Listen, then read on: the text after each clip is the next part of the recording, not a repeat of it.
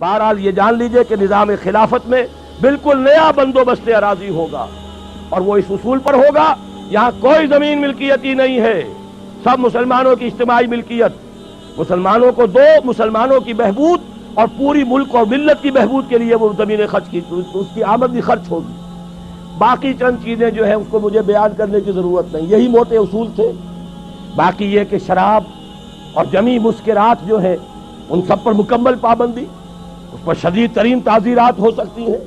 ایرانیوں نے کر کے دکھا دیا اپنے ملک کو پاک، تو آخر ہم بھی تو کر سکتے ہیں۔ نظام خلافت آئے گا تو ان پر چوٹ پڑے گی۔ اسی طرح ستر اور حجاب، اس کی پابندی، جیسے کہ اسلام میں نظام خلافت میں قومیت جو ہے مخلوط نہیں ہے، غیر مسلم اور مسلمان مل کر ایک قوم نہیں بن سکتے، اسی طرح مسلمان معاشرہ وہ مخلوط معاشرہ نہیں ہے، عورت کا دائرہ کار اور ہے، مرد کا دائرہ کار اور ہے۔ اللہ نے عورت کو کوئی اور صلاحیتیں دی ہیں، مرد کو کچھ اور صلاحیتیں دی ہیں۔ ان کے لیے صحیح ان کی جسمانی ساخت، ان کی نفسیاتی ساخت، اس کے اعتبار سے دائرہ کار معین کر دیے گئے۔ ہاں اگر قومی سطح پر آپ کو ضرورت محسوس ہو یا انفرادی سطح پر کوئی خاتون ہے، بیوہ ہو گئی ہے، اول تو یہ کہ اس کی کفالت جو ہے اسلامی ریاست میں تو بیت المال کے ذمے ہے، لیکن اگر وہ کام کرنا چاہتی ہے تو کوئی حرام نہیں ہے، گھر پر بیٹھ کر کام کرے۔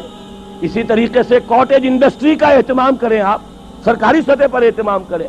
اس کے علاوہ آگے بڑھ کر انڈسٹریل یونٹس بنائیے جہاں عورتیں کام کریں، عورتیں سپروائز کریں، اور ان کے ورکنگ آورز کم رکھے جائیں تاکہ وہ اپنے جو گھریلو ذمہ داریاں ہیں ان سے بھی عہدہ برا ہو سکیں۔ ویئر دیر از اے ول دیر از اے وے۔ آپ اگر اسکول بنا سکتے ہیں لڑکیوں کے علیحدہ، کالج بنا سکتے ہیں، یونیورسٹیاں کیوں نہیں بنا سکتے؟ یہ کیا ضروری ہے کہ مردوں کے ہسپتال میں عورتیں نرسیں ہوں؟ کیا مرد نرسنگ نہیں کر سکتے؟ کیا فوجوں میں جو آخری یونٹس ہوتے ہیں، جو فرنٹ پر جاتے ہیں یونٹس، ان میں کوئی عورت نرس ہوتی ہے؟ جہاں کسی کا ہاتھ اڑ گیا، کسی کی ٹانگ اڑ گئی، کسی کے پیٹ کے اندر جو ہے جا کر کوئی ٹکڑا لگا ہے کسی بم کا اور آنتیں باہر آئی ہوئی ہے، وہاں تو کوئی عورت نرس نہیں ہوتی، میل نرسز ہیں۔ اسی طرح یہ کیا ضروری ہے کہ پی آئی اے کے اندر ایئر ہوسٹسز ہوں؟ کیا ضروری ہے؟ میں آج ہی سفر کر کے آیا ہوں، آج میں دیکھ رہا تھا کوئی خاص بات تھی یا تو کوئی ایئر ہوسٹسز کی ہڑتال تھی، کیا بات تھی؟ کوئی ایئر ہوسٹس موجود نہیں تھی۔ آخر وہ مرد کام کر رہے تھے، اسٹوورڈز، ہمارے سامنے ٹرے رکھنی تھی کھانے کی، انہوں نے رکھ دی، تو کیا ضروری ہے کہ عورت وہاں پر کام کرے؟ آپ عورت کو کام دیجئے، ساری پرائمری ایجوکیشن عورتوں کو دے دیجئے، پرائمری لیول پر کسی مرد کو ٹیچر نہ رکھیے، ان کی صلاحیتوں سے بہترین فائدہ اٹھا سکتے ہیں، اس لیے کہ ایک میٹرنل انسٹنکٹ ہے ان کے اندر۔ اللہ نے صنف نازک کے اندر مامتا رکھی ہے، شفقت رکھی ہے، چھوٹے بچوں کو اس مامتا اور شفقت کی ضرورت ہے، وہاں اس کو صحیح استعمال کیجئے۔ تو جہاں بھی آپ کا کام، اصل میں بات وہی ہے جو میں یہ چند تیزی کے ساتھ اشارے کر رہا ہوں، where there is a will there is a way۔ ارادہ ہو جائے کہ ہمیں چلنا ہے شریعت پر، ہمیں پیروی کرنی ہے محمد کی صلی اللہ علیہ وسلم، میرا دعویٰ ہے۔ بلکہ شاید آپ نے پڑھا ہو، پروفیسر وارث میر صاحب، حال ہی میں ان کی برسی منائی گئی ہے، ان کا ایک مضمون بھی چھپا ہے، مجھ پر انہوں نے کوئی فکرے چست کی ہے اس میں کہ ڈاکٹر اسرار میں صلاحیتیں بڑی ہیں، فلاں ہے فلاں ہے فلاں، لیکن یہ ایسی باتیں اندر لگے ہوئے ہیں جو بہت جلد جو ہے کباڑ خانے کی زینت بن جائیں گی۔ حالانکہ وہی پروفیسر وارث میر ہے، میں ان کے گھر پر جا کر حاضر ہوا، انہوں نے ایک مرتبہ ایسی باتیں پہلے بھی کہی تھی، میں نے کہا میں آپ سے یہ بات کرنے آیا ہوں، مجھے بتائیے کون سا مسئلہ ہے جس کا حل میں آپ کو نہیں بتا سکتا کتاب و سنت کے دائرے کے اندر؟ کوئی مسئلہ بیان کیجیے۔ مسکرا کر کھسیانے ہو کر رہ گئے تھے۔ میرے چھوٹے بھائی ڈاکٹر افسار میرے ساتھ تھے، دونوں چونکہ یونیورسٹی پروفیسرز ہیں، وہاں جا کر کچھ نہیں کہہ سکتے۔ مجھے بتائیے کون سا مسئلہ ہے، میں آپ کو آپ کے گھر آ کر کہہ رہا ہوں کہ مجھے بتائیے کون سا مسئلہ ہے جو شریعت کے دائرے کے اندر رہ کر حل نہیں ہوتا۔ اگر اس کا حل موجود ہے تو پھر ہمیں شریعت کی پابندی کرنی ہے۔ بہرحال یہ بات جان لیجئے، یہ نظام خلافت یہ ایک بہت ہماگیر تبدیلی ہے، سطحی تبدیلی وہ تو ضیاء الحق صاحب نے بھی بہت کر لی، اس کا کچھ حاصل نہیں ہوا، اس سے سوائے بدنامی کے اور کچھ حصے میں نہیں آیا۔ ٹوٹل چینج، اب میں بتانا چاہتا ہوں توکل صاحب کو، یہ ٹوٹل چینج الیکشن سے نہ آج تک دنیا میں آیا ہے، نہ آ سکتا ہے، ناممکن، ٹوٹل چینج نہیں آ سکتا۔ الیکشن سے ٹھیک ہے بحران رفع ہو جائے گا، جو بھی اس وقت ہمارے یہ کرائسس تھا وہ ختم ہو جائے گا، میں ویلکم کر رہا ہوں، میں نے ہمیشہ تائید کی ہے۔ 1980 سے لے کر آج تک میں ریکارڈ پر ہوں کہ میں نے کہا الیکشن ہونے چاہیے۔ میں وہ واحد شخص ہوں شورا کے اندر کھڑے ہو کر میں نے کہا تھا ضیاء الحق صاحب کی شورا میں، اگر آپ نے یہاں پر سیاسی عمل کو روکے رکھا تو آپ دہشت گردی کے لیے جواز فراہم کر رہے ہیں۔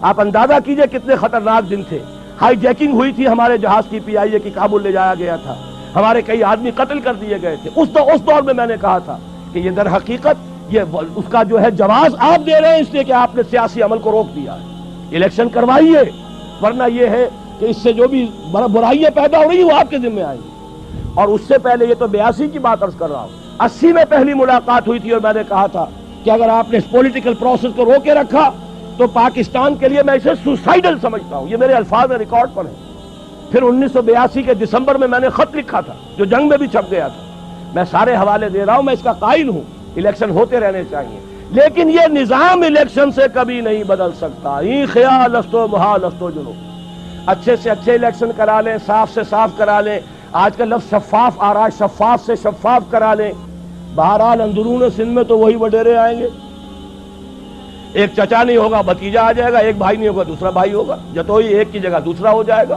یہی ہوں گے اور کون ہوگا۔ اسی طریقے سے کیا آپ کے خیال میں بلوچستان کے جو سردار ہیں قبائل کے، ان کو کوئی ہرا کے آ سکتا؟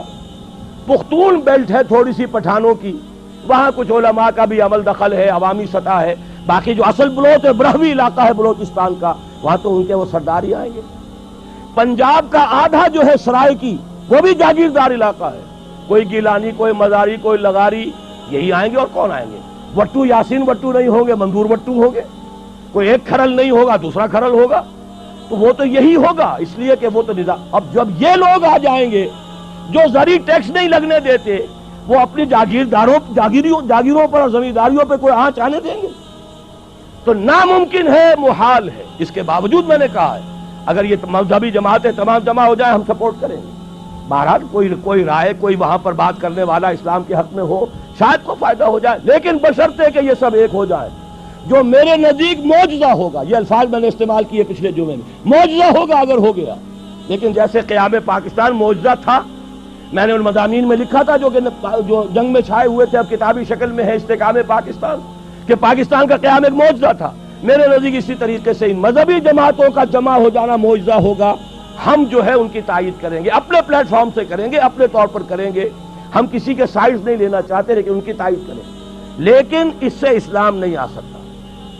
اسلام آئے گا اسی طریقے سے، لا یصلح آخر هذه الامہ الا بما صلح به اولها، اور یہ حضرت ابو بکر کی ایک تقریر کا جملہ ہے، جیسے حضرت عمر کی ایک تقریر کا میں نے جملہ سنایا آپ کو، من بایا خلیفتا عن غیر مشورۃ المسلمین فلا بیعت له، مسلمانوں کے مشورے کے بغیر اگر کسی کی خلافت کا جو بیعت کی گئی وہ بیعت صحیح نہیں ہوگی۔ اسی طرح حضرت ابو بکر کا قول سنا رہا ہوں، حضرت عمر کو جب انہوں نے مسلمانوں کے مشورے سے اپنا جانشین بنایا تو خطبہ دیا، اس خطبے میں آپ نے فرمایا ان ھذا الامر، مسلمانوں یہ جو ہمارا معاملہ ہے دین کا اور خلافت کا، لا یصلح آخرہ الا بما صلح به اولہ، اس کے آخری حصے کی اصلاح نہیں ہوگی مگر صرف اس طریقے سے جس سے پہلے حصے کی اصلاح ہوئی۔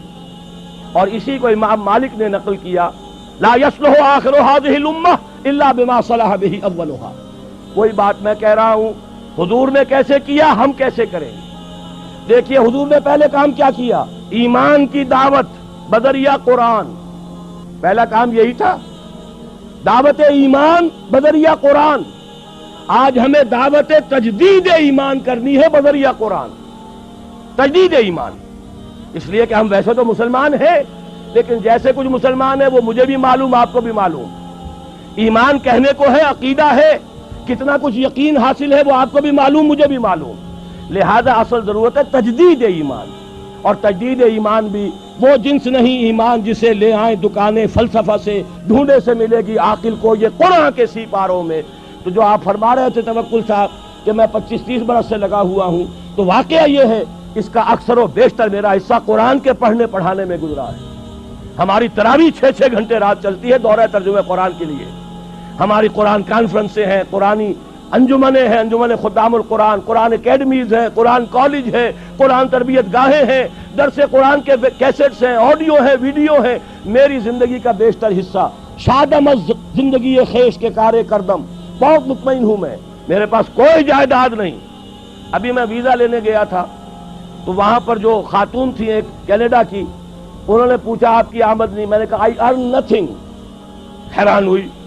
میں نے کہا اور بات سن لو، آئی اون نتھنگ. میری کوئی جائیداد نہیں، میری کوئی آمد نہیں. مرکزی انجمن خدام القرآن ہے، اس کے ایک کوارٹر میں رہتا ہوں. میری سہولتیں مجھے وہاں سے حاصل ہیں.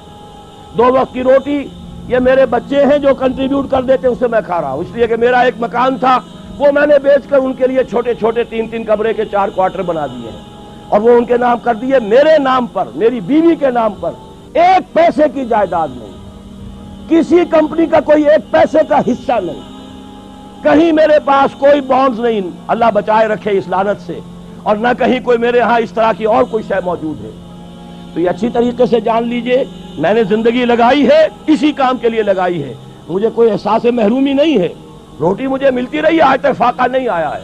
رزق اللہ نے اپنے ذمہ رکھا ہوا ہے، لیکن میری توانائی لگی ہے میکسیمم قرآن پڑھنے اور پڑھانے میں. خیرکم من تعلم القرآن وعلمہ. اور یہ کس لیے کیا؟ جب انجمن خدام القرآن لاہور کی قائم کی تھی، اس کے دیباچے میں لکھ دیا تھا کہ میں صرف انجمن بنانے کا قائل نہیں ہوں، میرے پیش نظر اقامت دین کی فرضیت ہے، میں ایک جماعت قائم کرنا چاہتا ہوں. یہ پہلا قدم ہے مرکزی انجمن خدام القرآن کا، اور یہ 1972 کی بات ہے، آج سے 21 برس قبل کی جو میں آپ کو بتا رہا ہوں. بہرحال پہلا کام وہی ہے جو حضور نے کیا. فرق یہ ہے وہ کافر تھے، انہیں قرآن کے ذریعے سے ایمان کی طرف دعوت دی گئی. ہم مسلمان ہیں، ہمیں قرآن کے ذریعے سے تجدید ایمان کی دعوت دینی ہے. مرحلہ ایک ہی ہے، اس میں کوئی فرق نہیں. نمبر 2، وہ جو حدیث میں سنا چکا ہوں، آمرکم بخمس بالجماعت والسمع والطاعت والہجرت والجہاد فی سبیل اللہ. اب جو لوگ واقعتاً شعوری ایمان اختیار کریں، شعوری طور پر فیصلہ کریں کہ مسلمان جینا ہے، مسلمان مرنا ہے، ان صلاتی و نسکی و محیایا و مماتی للہ رب العالمین، یہ طے کریں نا پہلے. صرف جلسوں سے تو نہیں ہوگا، یہ تو ہوگا تو پھر کچھ کرنے سے ہوگا. اور کرنے کے لیے میدان میں وہ آئے جو پہلے اپنی ذات پر اپنے گھر میں دین نافذ کر چکا ہو. اگر یہ نہیں ہے تو جھوٹا ہے، فریبی ہے، اسلام کا نام لیتا ہے. تو اپنی ذات پر اپنے گھر میں اسلام قائم کرو اور پھر جڑ جاؤ، ایک مل جل کر ایک جمعیت بنو، ایک طاقت بنو، ایک قوت بنو، جماعت بنو، حزب اللہ بنو. آمرکم بخمس، میں تمہیں 5 باتوں کا حکم دے کر جا رہا ہوں. جماعت کی شکل میں رہو، جماعت بھی ڈھیلی ڈھالی نہیں، بالجماعت والسمع والطاعت، سنو اور اطاعت کرو، لسن اینڈ اوبے. ایسی منظم جماعت. یہ منظم جماعت کیا کرے گی؟ ہجرت اور جہاد. ہجرت کے بارے میں پوچھا گیا، ای الہجرت افضل یا رسول اللہ، اے اللہ کے رسول یہ بتائیے سب سے افضل ہجرت کون سی ہے؟ فرمایا ان تہجر ما کرہ ربک، ہر اس چیز کو چھوڑ دو جو تمہارے رب کو پسند نہیں. یہی وجہ ہے میں نے جب جماعت تنظیم اسلامی کے نام سے قائم کی ہے، اس تنظیم اسلامی کی جماعت میں جو عہد نامہ ہے اس میں شمولیت کا، اس کی پہلی شق یہی ہے، انی واحد اللہ، میں اللہ سے ایک عہد کرتا ہوں، ان اہجر کل ما یکرہہ، ہر اس چیز کو چھوڑ دوں گا جو اسے ناپسند ہے. یہیں سے شروع ہوگی ہجرت. اسی کو کہا ہے یہ سب سے اونچی ہجرت ہے، افضل ہجرت ہے.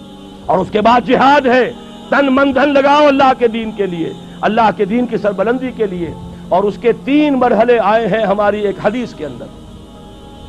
تم میں سے جو کوئی بدی کو دیکھے، حدیث بہت عام ہے، سب کو یاد ہوگی، اس کا فرض ہے طاقت سے روکے، اور اگر اس کی ہمت نہیں ہے زبان سے روکے، اس کی بھی ہمت نہیں ہے تو دل سے نفرت ضرور رکھے، اور یہ ایمان کا کمزور ترین درجہ ہے. ظاہر بات ہے اس جماعت میں، تنظیم اسلامی میں، اس حزب اللہ میں، اس خلافت کو قائم کرنے والی آرگنائزیشن میں وہی لوگ آئیں گے جنہیں بدی سے نفرت ہے اور نیکی چاہتے ہیں کہ قائم ہو جائے. وہ معاونین کی تحریک ہم نے رکھی ہے، تحریک خلافت کے معاونین. تنظیم میں آنے کے لیے بیعت ہے، بیعت سمع و طاعت فی المعروف، شریعت کے دائرے کے اندر جو حکم دو گے مانیں گے. وہ حکم کوئی بھی ہو، ہماری طبیعت کے مطابق ہو یا ہماری منشا کے خلاف ہو، شریعت کے خلاف نہ ہو تو مانیں گے. یہ ہماری بیعت ہے تنظیم اسلامی میں شمولیت کی.